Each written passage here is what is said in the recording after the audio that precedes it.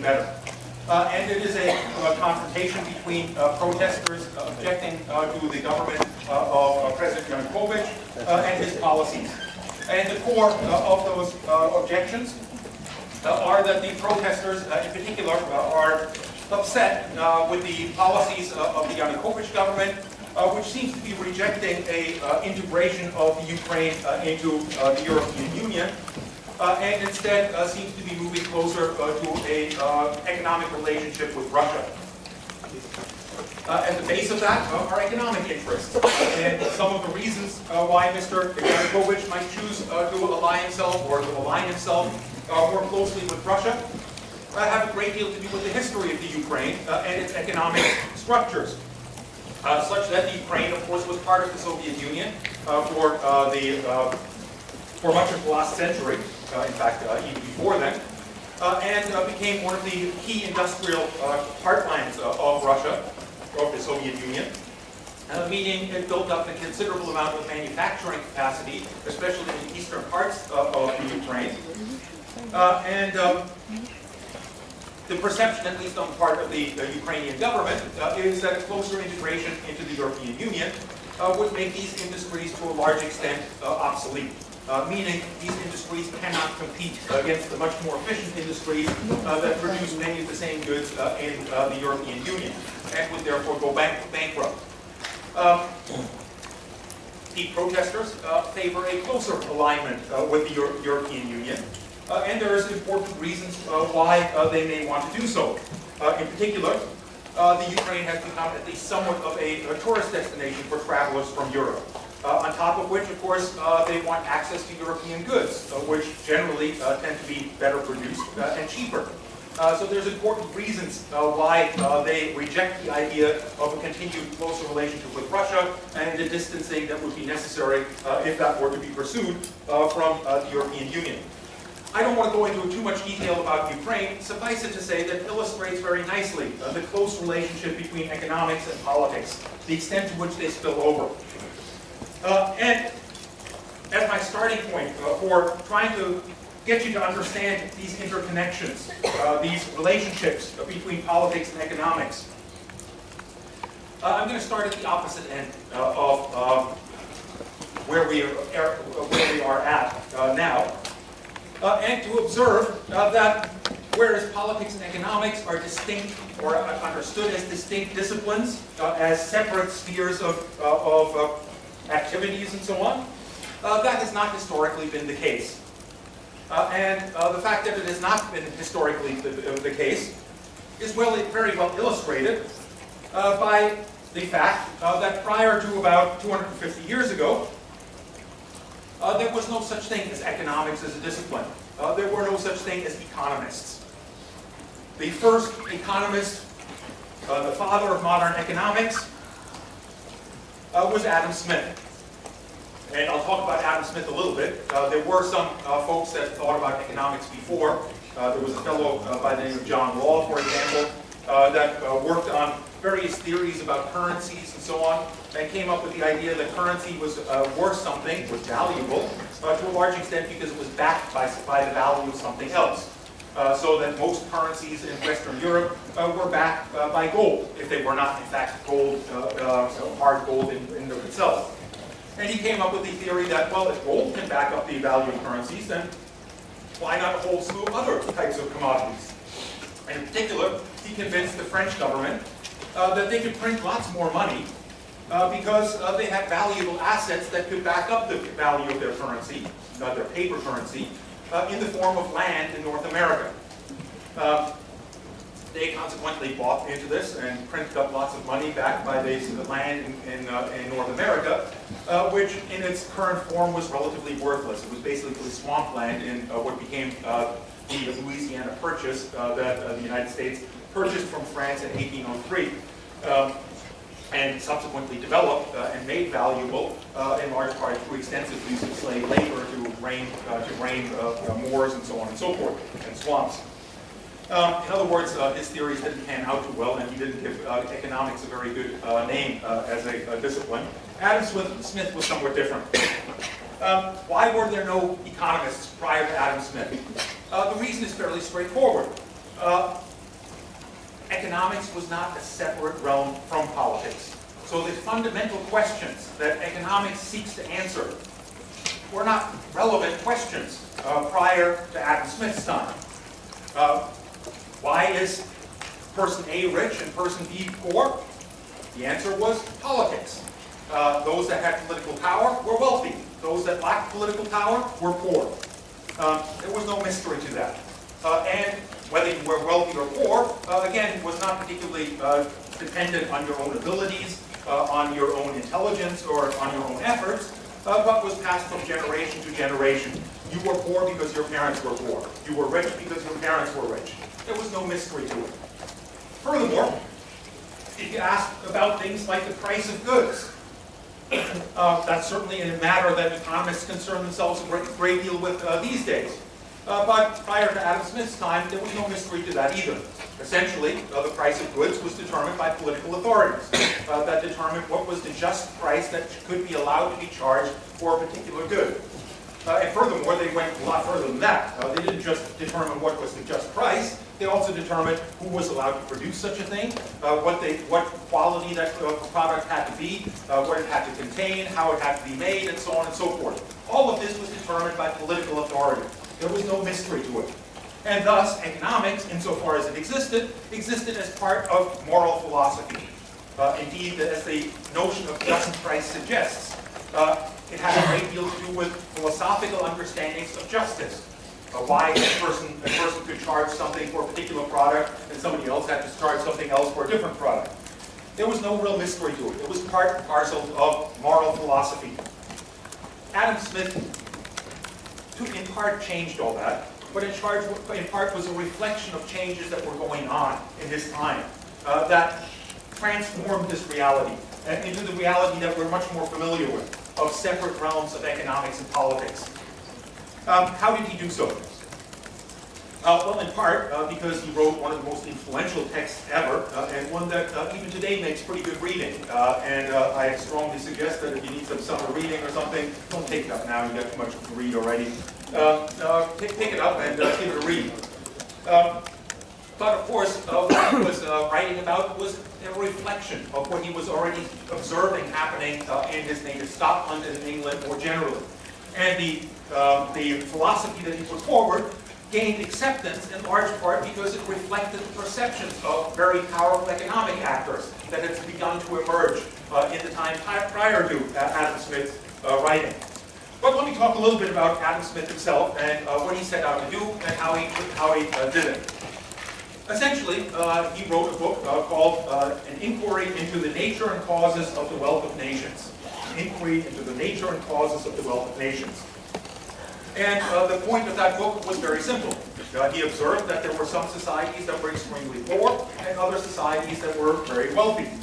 And he simply wanted to know what was the reason for that. Why were some societies poor and some societies rich? Well, the first question that he had to answer in that regard was in and of itself fairly radical. And indeed, as I will try to illustrate, Adam Smith was extreme radical in his time. He's now considered to be the father of modern economics and anything but radical. But at the time that he was writing, he was an extreme radical. And the first radical thought that he had in this regard was that the conventional measures of wealth, the way that most political authorities thought of it, were meaningless. In other words, the wealth of nations, as his contemporaries in power tended to understand it, had a lot to do with how much gold was in some room in the basement of a particular palace or the political authorities, in the treasury. Pursuit of wealth meant pursuit of gold, meant pursuit of currency. And the country that was wealthiest was the country that had the greatest amount of gold in their treasuries. And that would have been Great Britain at the time, in all likelihood. But Adam Smith said, this is all nonsense. The wealth of nations has nothing to do with how much of a meaningless metal is stored in some meaningless place. Indeed, the whole idea of gold struck him and continues to strike many economists as rather absurd. Gold, we as a society require, and the reason that gold is worth a lot is because it's hard to produce. And the reason it's hard to produce is because it takes a great deal of labor to produce it, to dig it up, to purify it, and so on and so forth. And what we mostly do is that we dig it up from the ground and then put it right back into some storage space in the ground where it sits and is supposed to be an indicator of our wealth. Does that make any sense? Well, it didn't to Adam Smith. So what is the wealth of nations? What determines whether a country is rich or poor? Well, the answer he gave to that was fairly straightforward, and it's one that we stick with to this very day. Right? The wealth of nations is determined by how much a society can produce and therefore consume. That's it. The wealth of nations is determined by how much of a particular society can produce and therefore consume. Now, the Wealth of Nations is a pretty long book, and obviously it doesn't end with that observation.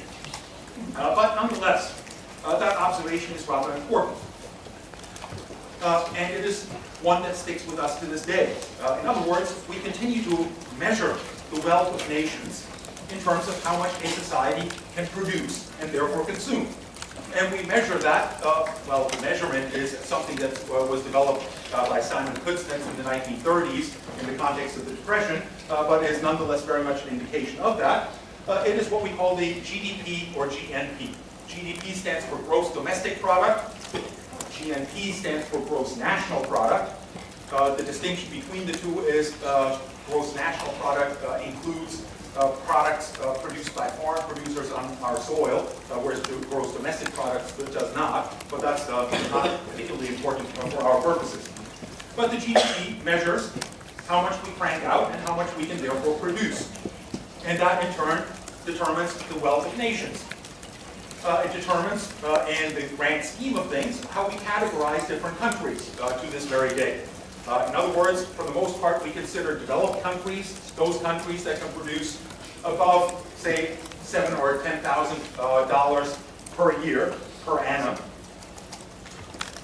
Those that are developing countries, in other words, they're somewhere on the long road to becoming developed countries.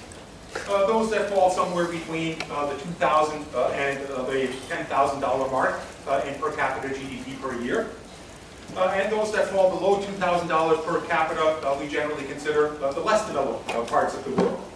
So we categorize how states are doing largely on the basis of that measure, and certainly not on the basis of how much gold these countries possess. We also measure how well an economy is doing at any particular time, exclusively on the basis of this measure. And what I mean by that is that we determine whether a particular country is in recession or is growing fast in terms of their rate of growth of GDP.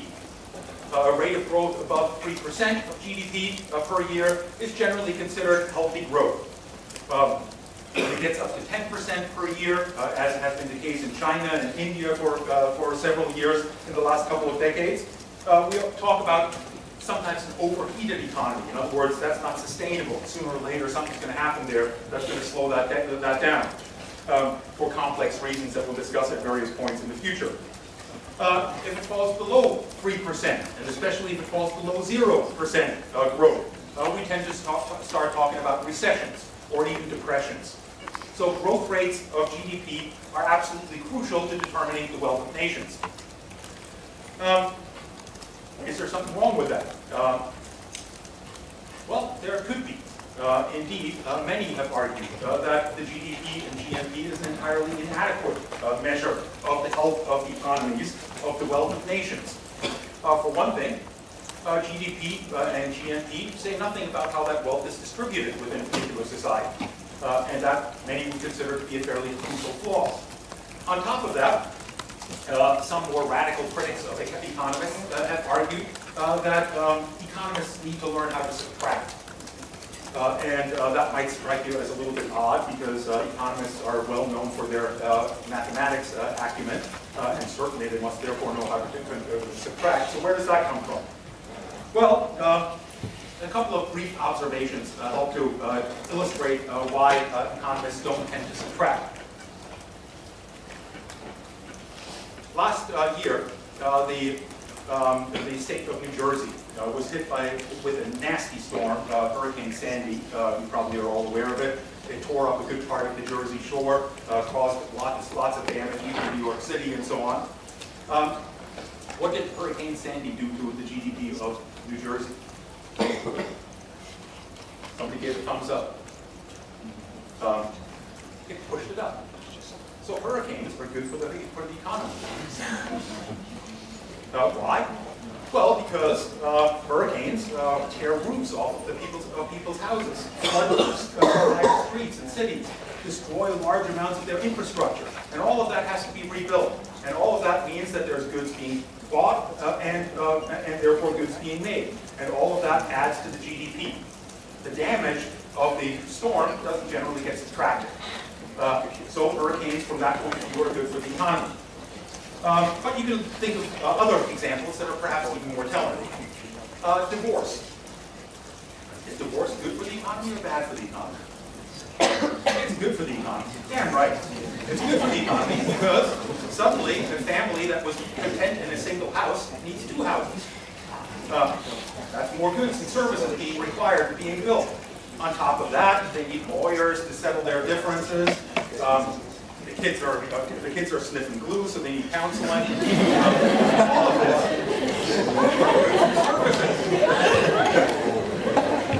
And all of that adds to the GDP. Toxic waste dumps. Good for the economy or bad for the economy? Good for the economy, because they need to be cleaned up. And to clean them up is very costly. They have to hire all sorts of people and all sorts of equipment that has to be made, and all of that adds to the economy. In that regard, perhaps economists need to start to subtract in order to get a better indication. And some have suggested a means of doing so, which is to measure the quality of life rather than the standard of living. The GDP per capita measures the standard of living in terms of purely material terms. The quality of life, some would argue, is a broader concept that includes factors that cannot be reduced to dollar figures, like job security, the strength of communities, and so on and so forth. But none of that's included in what Adam Smith was talking about. The wealth of nations is not determined by how pretty their parks are, by how nice their streets are, by how healthy their environment is, any of that. It's simply a reflection of how much they can produce and therefore consume. And in that regard, it's rather one-dimensional. So, what causes the wealth of nations? Well, there's only one factor really important in this regard, and that is the division of labor. The division of labor. And this was probably his most important insight, although he has quite a few. The division of labor, he argues, is fairly obviously the main factor determining the wealth of nations. And a simple example serves to illustrate that point rather nicely. If you imagine a household, a farm, that has to produce everything that they consume themselves. Well, Adam Smith did imagine such a thing, and he argued that everywhere where you see self-sufficient subsistence agriculture, it is in places where people are extremely poor. However, insofar as society can divide up the tasks required for their daily survival among as many people as possible, wealth is likely to increase. And he used the example of the pin factory that he observed in his native Scotland as a good illustration of that. He went into a traditional blacksmith shop and observed a traditional blacksmith doing what he does, which is, among other things, make pins. And on those days that he made pins, he'd have to, first of all, start up a fire, then melt down the metal, then throw out the metal and make it into wire, then clip the wire, then sharpen the end of the wire, then attach a little head to it, and so on and so forth. And essentially observing one person doing that all day, he found that they could make 20 pins in a day. And then he went to a pin factory, not like the modern factories that we have today, but one that employed 18 people for the same task. And those 18 people divided their tasks up so that one person was responsible for maintaining the fire, another was responsible for melting down the metal, and so on and so forth. And he found that these 18 people, between them, were able to produce 48,000 pins in a day. In other words, somewhere around 24 times as much as each individual on their own could produce. And he argued that this is a perfect analogy for societies as a whole. Insofar as societies as a whole divide up the tasks required for their daily survival among as many people as possible, they become much more efficient at being able to do those things by specializing on tasks that they are best able to do. So far, so good, and few would argue with him on that point. The more important component, however, and one that is probably the keystone of Adam Smith's insights, is that it's one thing to observe this. It's another thing to create such a society that divides up tasks among as many people as possible. And that requires some more ingenuity. How does one person working in a pin factory, whose specialty is putting a pinhead onto the pin and does nothing else for his entire life, get from that to being able to afford a house, to being able to get food, get shelter, get clothing, get entertainment, and so on and so forth? Well, the obvious answer to that is that you require a market. A market. And again, many of you would say, well, duh. That's hardly a brilliant insight. Markets have existed around the planet for many thousands of years. Certainly not something that Adam Smith invented. But what Adam Smith was talking about when he was talking about a market was something radically different from the kinds of marketplaces that existed since antiquity. What he was talking about was a market free from all political and moral constraints. Free from all political and moral constraints. And governed exclusively by the law of demand and supply. The law of demand and supply. In other words, he argued that the idea that political authorities could look at the economy and determine what was a fair and just price for various goods was absolutely counterproductive and essentially caused society simply to stagnate. And to make that basic point, it's fairly easy. Let me give you a somewhat inaccurate analogy, but one that nonetheless makes the point. Imagine a village that is suffering from scurvy. Scurvy is a condition that's caused by lack of vitamin C. And imagine in that village, there's only one person that has a lemon tree. The rest of the village is suffering from scurvy. Well, according to the just price doctrine, that person that sells his lemons has to sell them at a price that's affordable to everyone in his village. But there's not enough for one lemon tree, so not everyone's going to get it, but those that get it will get it at an affordable price. Adam Smith said, screw that. If that guy wants to charge $100 a lemon, let him. Now, if you think about that for a moment, that's, from a moral perspective, completely outrageous. That a member of a community can hold his entire community hostage and sentence large numbers of that community essentially to death or disease, simply to enrich himself at no end to whatever the market will bear, is pretty outrageous. But that's exactly what Adam Smith would have advocated. Let him charge the $100 a lemon. Why? Because if you force him to charge 25 cents a lemon, chances are that condition will persist forever. If you allow him, on the other hand, to charge $100 per lemon, his neighbors are going to be looking at this and going, well, wait a second, I can plant a lemon tree in my backyard and tend to it, and I can become wealthy too. In other words, automatically the supply will start to increase. And as the supply increases, the willingness of people to pay $100 per lemon is going to start to decrease. And eventually you'll have enough lemons so they end up selling for 25 cents and everyone will be able to afford them. In other words, everyone is better off in the long term if you allow the market to function on its own, if you free it from all political and moral constraints. And that certainly was at this time a rather radical proposition. It is no longer such a radical proposition today, in large part because we kind of got used to it.